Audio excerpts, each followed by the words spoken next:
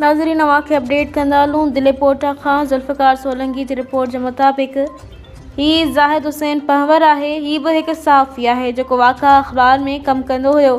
मिठियाणी जो वकील हसन जो कोर्ट नुसरत फ़िरोज़ में पहवर बिरादरी जो मसलो ॻिची में पियो हुयो। कुछ वक्त पहिरीं जंहिंमें हिन जे ख़िलाफ़ ज़ाहिद पहवर हक़ सच जो आवाज़ बुलंद कयो वियो, उन मसइले जी हसन वकील पहवर बिरादरीअ खां तॾहिं ते अची इन्हनि खां माफ़ी भी वरिती हुई।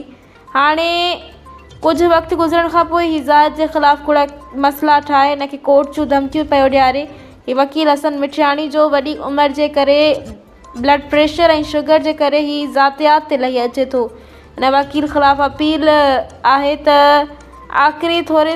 आख़िरे थो त हिन जे कानून वारा इदारा अमल करे जांच कराइनि ऐं मूंखे इंसाफ़ ऐं तहफ़्फ़ुज़ ॾियारनि।